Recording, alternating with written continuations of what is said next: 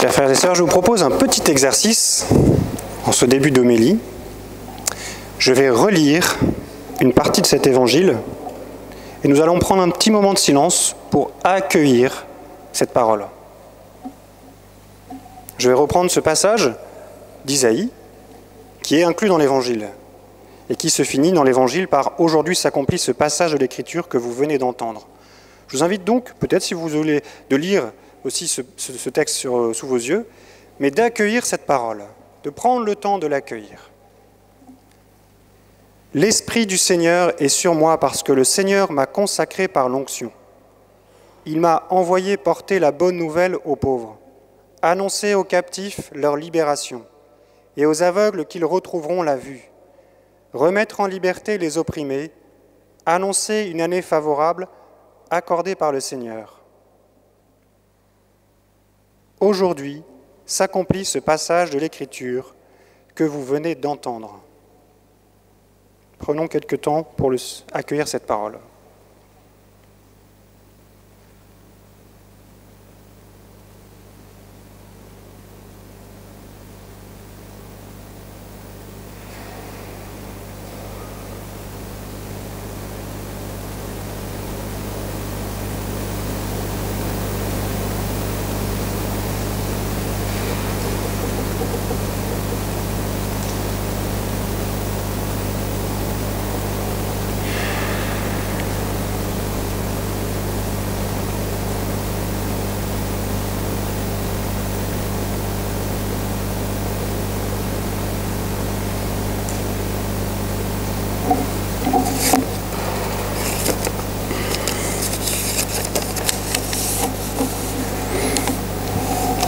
Voilà, cette parole que vous venez d'entendre, de réentendre, c'est Jésus qui l'a dit, qui vous l'a dit à vous.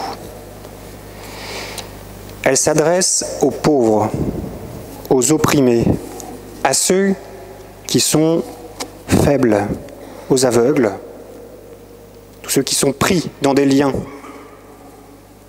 Et peut-être que vous connaissez des gens, ou peut-être que même vous pouvez vous dire, mais en fait dans ma vie, rien ne va changer. Ou alors, même pour moi, il n'y a plus rien à faire. Je ne sers à rien. De manière, personne fait attention à moi. J'ai aucune place, en fait, ici. Et je ne vois pas comment je pourrais avancer. Eh bien, le Seigneur s'adresse à vous en particulier. Ou vous donne cette parole pour que vous puissiez la donner à d'autres. Vraiment. Et vous voyez que l'enjeu de cette parole, l'enjeu de ce que le Seigneur fait, et refait aujourd'hui, c'est de constituer l'unité entre nous. L'enjeu, c'est de rassembler tout le monde, qu'il n'y ait pas de personnes exclues, qu'il n'y ait pas de personnes qu'on met de côté. Comme nous l'avons entendu dans la deuxième lecture, cette unité du corps. Cette unité, elle est fragile. Parce que vous voyez que dans nos groupes, en famille, au travail, ou je ne sais pas, dans les études, c'est pas évident parfois de faire attention à tout le monde, ou alors de se mettre d'accord. On a un avis, et puis on va dire en fait un autre avis, puis ça va être d'abord le plus fort qui va le remporter, et puis on va repartir frustré. Et puis finalement la tension va grandir, et l'unité du groupe elle va se rompre, et le projet qui était porté tombe à l'eau. Souvent, ça arrive. Hein. J'aurais plein d'exemples à vous dire, et vous-même, vous en avez.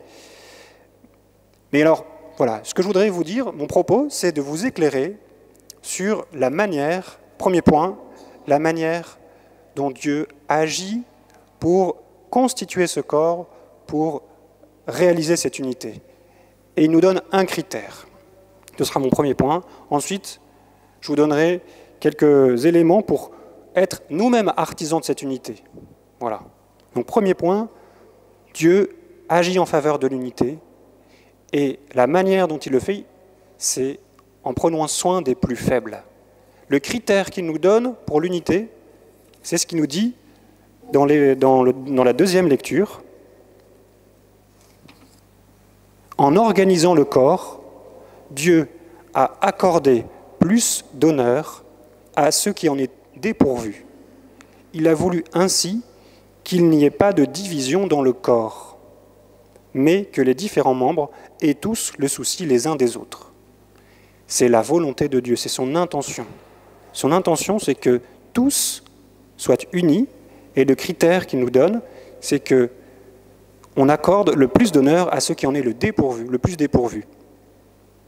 C'est pas facile, hein? C'est pas facile, parce que vous connaissez des personnes, ou vous voyez des gens qui sont peut-être exclus, ou qui dénotent, ou qui sont marginalisés, et on est un peu mal à l'aise, en fait. Moi, le premier, hein, je ne suis pas toujours à l'aise pour accueillir quelqu'un qui est imbibé d'alcool, ou alors qui sent mauvais, ou qui n'arrive pas à se tenir en groupe. Eh bien, oui, on peut avoir un malaise. Et c'est difficile d'aller à la rencontre de cette personne. Et en fait, ce malaise, il est le signe de quelque chose qui est en nous. Il est le signe d'une fragilité qu'on a tous en nous. Une faiblesse, peut-être liée à une blessure, mais une fragilité qu'on a du mal à reconnaître, ou alors qu'on ne voudrait pas montrer tout de suite, et qu'on aime bien cacher pour pas avoir honte. Ça peut être notre péché, qu'on masque par une attitude un peu superficielle. On montre qu'on est bien comme il faut, on est bien chrétien, on va comme il faut faire, on va à la messe, et en fait, à côté de ça, intérieurement, ça se délite, en fait, c'est pas unifié. Il y a quelque chose comme qui se joue à deux niveaux, et on n'arrive pas à raccrocher les morceaux. Eh bien, Jésus vient toucher ça, en fait, en nous. Quand il s'adresse à nous, par cette parole, il vient toucher exactement ce point faible, ces zones fragilisées, ces zones dont on a un peu honte, tout ce qui est pauvre, tout ce qui est lié à quelque chose qui n'est pas bon, eh bien, il vient nous le délivrer, nous délier de tout ça. Oui. Et en fait, on a besoin de vivre cette libération pour accueillir aussi ce qui est faible à côté. Mais Dieu vient faire le premier pas. Dieu vient agir en premier. Et c'est ce qui nous est dit dans l'Évangile. Cette parole s'accomplit aujourd'hui. Oui, aujourd'hui, ce soir, peut-être, si vous ouvrez votre cœur, si vous accueillez cette parole, si vous ouvrez vraiment grand votre cœur, eh bien Dieu peut faire de grandes choses en vous, peut délier, peut guérir des choses en vous. Faire que ces pauvretés soient comme pensées, peut-être, ces blessures soient pensées, mais qu'ils soient mises à la lumière du Seigneur, pour qu'on les accueille paisiblement et qu'on ne les cache pas. Ça, c'est le premier point. Vous voyez, Dieu agit en allant chercher ce qu'il y a de plus pauvre. Et cette pauvreté, vous voyez, elle est le lieu où la communion, ultimement, va se réaliser. Parce que tant qu'on n'a pas accepté ce qui est de plus pauvre, extérieurement et en nous, eh bien, l'unité n'est pas accomplie. Et ce qui est pauvre à nos yeux extérieurement, les personnes, les situations difficiles, sont comme un signe pour nous dire « attention, en toi, il y a aussi quelque chose qui a encore besoin d'être guéri, qui est fragile. Ne l'oublie pas. Présente-le au Seigneur. Le Seigneur est venu pour ça. » Alors, ça c'est mon premier point. Et deuxième point, comment être artisan de cette unité? Comment avancer dans cette unité? Parce que Dieu agit, oui, mais il compte aussi sur nous. Il nous invite à être acteurs, en fait, de cette unité. Et je vous propose trois points, voilà, 3 remèdes, 3 attitudes remèdes ou de prévention, vous verrez bien, qui aident, voilà, à constituer cette unité. Voilà. Petite parenthèse, je vois quelques-uns notés. Je vous encourage à continuer ce réflexe, à prendre des notes. Voilà, si vous avez un crayon, c'est encore possible de le sortir de votre sac ou de noter sur votre téléphone si vous voulez, sans regarder les mails. Mais voilà, c'est un moyen de ne pas oublier, de revenir après si vous voulez dessus. Donc le premier remède ou première attitude, c'est d'offrir cette difficulté en nous, cette fragilité en nous, la présenter au Seigneur. Vraiment la mettre devant le Seigneur. Parce qu'on a du mal, en fait, à se mettre d'accord avec ce qui est un peu plus fragile en nous, et on a tendance plutôt à le cacher, de fait. Eh bien, le présenter au Seigneur, humblement, parce qu'il le sait, il le voit bien. Mais nous, si nous faisons cette démarche, ça change. Et ça nous aide à avoir un regard paisible. Ça prendra peut-être du temps. ça prendra le temps qu'il faudra, mais c'est déjà une première démarche. Et je rappelle que c'est le sens de l'offertoire aussi, tout à l'heure, de présenter sa vie, d'offrir. Eh bien, faites-le tout à l'heure pendant l'offertoire, offrez ce qui est peut-être ce qui semble être la zone d'ombre ou la zone fragile en vous. Présentez-la. Le deuxième remède, ou deuxième attitude, c'est de se laisser surprendre par l'actualité de la parole. Aujourd'hui s'accomplit le passage de l'Écriture que vous venez d'entendre. C'est aujourd'hui, hein. Enfin, je fais juste que lire, hein. Mais c'est vraiment aujourd'hui. Si vous le croyez, aujourd'hui, Dieu peut agir en vous. Il le fait. Nous ne le sentons pas forcément, nous ne le voyons pas, mais il le fait vraiment. Alors, on le perçoit, cette nouveauté, en particulier dans une conversion. Moi, je me souviens que le jour de ma conversion, il y a quelque chose de, c'est vrai, ponctuel. Il y a eu un changement dans mon cœur, dans ma vie. Et puis j'étais effectivement particulièrement attentif à la parole. Quand j'écoutais la parole, je trouvais qu'elle avait du goût immédiatement. Elle me parlait immédiatement. Elle me faisait avancer, puis j'étais heureux de l'entendre. Parfois, elle me blessait. Je trouvais que c'était dur, mais elle me parlait. Et parfois, ça revient comme ça. Dieu continue de me parler. Mais c'est vrai qu'au moment de ma conversion, il y a eu comme un renouveau, une nouveauté. J'ai pu accueillir, j'ai pu goûter la nouveauté de Dieu dans ma vie. Oui, vraiment, et je peux dire que oui, il a changé des choses. Et alors, il nous invite aussi par la suite à rentrer dans une démarche de foi. Donc ça peut être ponctuel à un moment donné, une expérience de miséricorde, une expérience qu'on est aimé, mais après on est invité à avancer dans la foi. Et c'est peut-être un peu plus un travail de fond. Dieu va agir en vous, va apporter quelque chose de nouveau, mais discrètement, peut-être plus profondément. Et toujours, ce qui est important, c'est de se laisser surprendre, d'avoir cette disponibilité du cœur, sans forcément chercher le kiff, mais d'avoir cette humilité, d'être sous le regard bienveillant du Seigneur, qui fait toutes choses nouvelles. Oui, il fait toutes choses nouvelles, mais ça se fera dans la durée. Et ça fait donc le deuxième point. Et le troisième remède, qui est un peu lié à celui dont je viens de dire, parce qu'en fait, dans cette démarche de foi, on est invité à avancer, à accueillir cette nouveauté, on peut se décourager. On peut se dire, en fait, oui, moi je suis pris par tel ou tel problème, telle ou telle dépendance, telle ou telle addiction, j'arrive pas à avancer, franchement je galère, je retombe toujours, j'avance pas.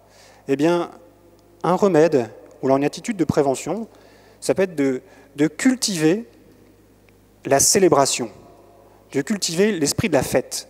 J'entends par là la vraie fête, c'est-à-dire se souvenir des moments de réussite, d'honorer les moments de réussite et d'y mettre de la joie, vous voyez, de célébrer cela. Toutes les fois où vous tombez, ben oui, vous tombez. Mais si vous vous relevez, ne serait-ce qu'un tout petit peu, célébrez-le. Réjouissez-vous, vraiment réjouissez-vous. Faites mémoire de ces moments, de ces petites victoires et célébrez-le. Je ne sais pas comment, ça peut être, je sais pas si vous voulez chanter ou offrez-vous une bière, sauf si vous êtes dépendant de la bière. Mais faites quelque chose qui ait du sens et qui marque de la joie. Vous m'entendez bien? Mais c'est ce qui se passe, vous voyez, dans la première lecture. Le peuple hébreu est découragé. Il a du mal à entendre la parole de Dieu et en fait, il a besoin d'être encouragé. Et donc Néhémie, Esdras et tous les prêtres autour relisent cette parole, l'interprètent et ils disent, mais arrêtez de pleurer, ne pleurez pas, ne soyez pas dans le deuil, réjouissez-vous, mangez, buvez, soyez dans la joie et que la joie du Seigneur soit votre rempart. C'est beau ça, cette phrase.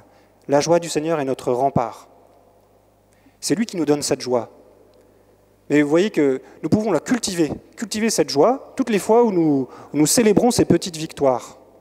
Et nous avancerons petit à petit, peu à peu. Et bien voilà, donc vous savez que c'est ce qui se passe exactement dans l'Eucharistie.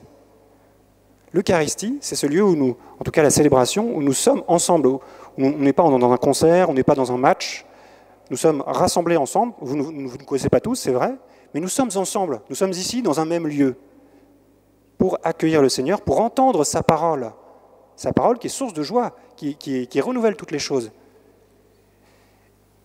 Et c'est aussi le lieu, effectivement, où il y a de la joie, puisque c'est une fête, c'est vraiment un repas festif. C'est par anticipation ce qu'on appelle, ça anticipe les noces éternelles. Donc c'est quelque chose de festif, oui. La messe est quelque chose c'est une fête.